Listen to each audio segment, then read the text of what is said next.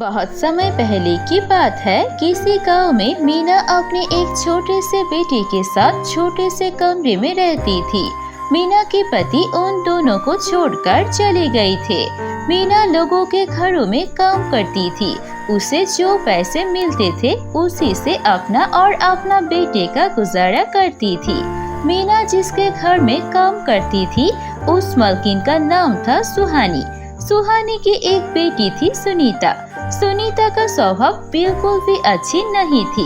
वो हमेशा अपनी काम वाली के साथ दुर्व्यवहार करती थी और काम से कम पैसे देती थी। एक दिन मीना उसके मालकिन सुहानी के घर पर काम कर रही थी। तभी उसके हाथ से गिरकर एक प्लेट टूटने की आवाज सुनकर सुहानी दौड़ के आती है और ये देखकर बहुत गुस्सा करती है। तुझे तो कोई काम ठीक से करना भी नहीं आता। तूने मेरी इतनी पसंदीदा प्लेट को तोड़ दिया। अब सुन, तुझे इस महीने के पगार से 100 रुपए काट लूंगी। ये प्लेट का दाम पूरा 100 रुपए थे। और हाँ, अगर आगे से कभी भी किसी भी प्लेट को या फिर कुछ भी तोड़ा तो मैं तुझे अपने काम से निकाल दूंगी। ऐसे ही सुहानी छोटी छोटी बात पर मीना पर बहुत गुस्सा करती थी और उसका तनख्वाह भी काट देती थी। ऐसे ही कुछ दिन बीत जाते हैं। एक दिन मीना का लड़का बहुत ही ज्यादा बीमार होता है। मीना काम पर आके अपनी मालकिन से बोलती है, मैडम जी, आप मुझे थोड़े से पैसे ज्यादा दे दीजिए। मेरा बेटा बहुत ही ज्यादा बीमार है। मुझे उसे लेकर डॉक्टर के पास जाना है। मुझे तुम गरीबों का बहुत अच्छे से पता है। सैलरी बढ़ाने के लिए तुम लोग ऐसा करते हो, लेकिन मैं तुम्हारी जाल में नहीं फंसने वाली। मैं तुम्हें एक भी पैसा ज्यादा नहीं दूंगी। मीना अपनी मालकिन के सामने बहुत गिड़गिड़ाती है कि उसे कुछ पैसे ज्यादा दे दे। उसका बेटा सच में बीमार है। देखिए मालकिन जी, मेरा बेटा सच में बीमार है। मैं आज काम पर भी नहीं आती। वो इतना बीमार है, उसे अगर डॉक्टर के पास नहीं ले गई तो उसका कुछ हो जाएगा। आप मेरी मदद कीजिए। इतना कहने के बाद भी सुहानी ने एक भी बात नहीं सुनती और वहाँ से चली जाने लगती है। मीना फिर गुस्से में आकर बोलती है, देखिए, कल से मैं आपके यहाँ पर काम पर नहीं आऊंगी। ऐसा कह के मीना वहाँ से चली जाती है। वो घर जाकर देखती है तो उसका बेटा बिस्तर पर मरा हुआ था। ये देख के मीना बहुत रोती है। अब मैं अकेले जिंदा रह के क्या करूँगी? अगर मेम साहब ने मुझे थोड़ा सा पैसे दे दिया होता तो मेरा बेटा अब जिंदा हो सकता था। अब मैं भी मर जाऊंगी। जिंदा रह के क्या करूंगी मैं? ऐसा सोच के मीना नदी किनारे पहुंचती है आत्महत्या करने के लिए। वो जब नदी में छलांग लगाने के लिए जाती है तभी वहाँ पर एक चुड़ैल आती है और बोलती है, अरे तुम ये क्या कर रही हो? खुद की जान क्यों ले रही हो? मैं जिंदा रह के क्या करूं? मेरे पति मुझे पहले ही छोड़कर चले गई। अब मेरा एक बेटा था, वो भी मर चुका है। मैं जिस घर में काम करती थी उस घर के मालकिन ने अगर मुझे कुछ ज्यादा पैसे दे देते तो शायद मैं अपने बेटे को हॉस्पिटल ले जाकर उसे बचा सकता। अब मेरी जिंदगी में जिंदा रहने का कोई मकसद नहीं है, इसीलिए मैं मरना चाहती हूँ। ऐसा मत करो, मैंने भी एक बार ऐसा किया था। मैं एक परी थी और जब दुख में अपने जान दे दिया तब चुड़ैल बन गई हूँ। उसके बाद से आज तक इधर उधर भटकती रहती हूँ। मैं जब किसी की मदद करूंगी सिर्फ तभी अपनी परी लोग वापस जा सकती हूँ। तो आप ही बताइए, मैं अब क्या करूँ? मुझे जीने का कोई इरादा नहीं है। ऐसा क्या करूँ जिससे मुझे जीने का मतलब मिले? देखो, मैं तुम्हारी मदद कर सकती हूँ। जिस मालकिन ने तुम्हारे बेटे के मरने के लिए जिम्मेदार है उसे सजा देने के लिए मैं तुम्हारी मदद कर सकती हूँ। उसे सजा दिए बगैर तुम मर कैसे सकती हो?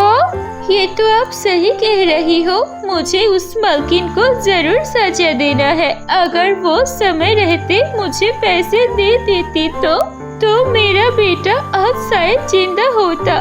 ठीक है, तुम मुझे अपनी शरीर दे दो, मैं तुम्हारे शरीर में प्रवेश करती हूँ और फिर हम दोनों मिलकर उस मालकिन को सबक सिखाएंगे। ऐसा कहकर वो चुड़ैल मीना के शरीर में घुस जाती है। अगले दिन सुबह मीना और वो चुड़ैल जो उसके शरीर में है वो दोनों ही मालकिन के वहाँ पर काम पर जाती है। आ गई तू? मुझे पता था कि तू मेरे यहाँ से नौकरी छोड़कर कभी नहीं जाएगी। तुम गरीबों का भी कुछ भी चलता है, पगार बढ़ाने के लिए कुछ भी करती हो। मालकिन को ये नहीं पता था कि मीना के शरीर में एक चुड़ैल भी है। मीना घर का काम करने लगती है और शाम होते ही मीना का चुड़ैल बाहर आके घर में चीजें तोड़ने लगती है और बहुत ही डरावनी आवाज निकलने लगती है। मीना की मालकिन बहुत ज्यादा घबरा जाती है और वो अपनी बेटी के कमरे में जाकर सो जाती है। दोनों माँ बेटी को ऐसे ही कुछ दिनों तक चुड़ैल बहुत ज्यादा तंग करती है। एक दिन चुड़ैल और मीना बात कर रही थी। सुनो मीना, ऐसा रोज रोज थोड़ा थोड़ा डरा के कुछ नहीं होगा। चलो अब हम कुछ बड़ा करते हैं। तुम्हारी बेटी के मरने का काम इस औरत को तभी होगी जब उसकी बेटी भी मर जाएगी। हाँ, तुम सही कहा। जब मालकिन घर पर नहीं होगी तो हम दोनों मिलकर उसकी बेटी सुनीता को मार डालेंगे। कुछ दिन बाद मालकिन सुहानी एक काम के लिए बाहर जाती है और तभी वहाँ पर मीना के शरीर से चुड़ैल बाहर आ जाती है और ये सब देखकर मालकिन की बेटी घबरा जाती है। अब तो हमारे घर में काम करती है ना मीना दीदी, मैं आपका क्या किया है? आप मुझे क्यों मारना चाहती है? तेरी कोई गलती नहीं है, लेकिन तेरी माँ बहुत ही ज्यादा जालिम है। तेरी माँ की वजह से इस बेचारी मीना की बेटा मर गई है। अब इसलिए मैं तुझे मार डालूंगी ताकि पता चले तेरी माँ को किसी औरत की औलाद मारने का काम क्या होता है।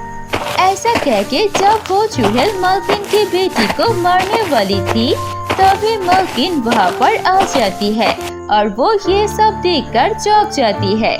मीना, ये सब तुम क्या कर रही हो? मेरी बेटी का कोई कसूर नहीं है। जो भी किया मैंने किया, मेरे गलत काम की वजह से ये सब हुआ। मुझे माफ कर दो, मेरी बेटी को छोड़ दो। मेरी बेटी के सिवा इस दुनिया में मेरा कोई भी नहीं है। मैं भी कुछ दिन पहले अपने बेटे के लिए पैसे मांग रही थी और ऐसे ही गिरा रही थी, लेकिन आपने मेरी मदद नहीं की और इसीलिए अब मैं भी कोई मदद नहीं करूँगी। चुड़ैल, तुम उसकी बेटी को मार डालो। चुड़ैल उस मालकिन की बेटी को मारने जाती है तभी मालकिन उसके पैरों में गिर के माफी मांगने लगती है और रोने लगती है। ये देखकर चुड़ैल को दया आती है और फिर मीना को बोलती है, देखो मीना, तुम्हारी मालकिन को अपने किए पर पछतावा है, उसे माफ कर दो। इनके बच्चे को मारने की कोई जरूरत नहीं है। चुड़ैल की ये बात मीना मान लेती है और फिर चुड़ैल ने अच्छा काम किया था, इसीलिए वो अपनी परी रूप में वापस आ जाती है और फिर परी लोग चली जाती है। मीना भी अपने मालकिन को माफ कर देती है और उसकी मालकिन भी बहुत अच्छी हो जाती है। उसके बाद से मीना उस मालकिन के घर पर ही काम करती है और उनके घर पर उनके साथ ही रहती है और वो मालकिन कभी भी मीना से बदतमीजी नहीं करती है। वो सभी मिलकर खुशी खुशी रहने लगते हैं।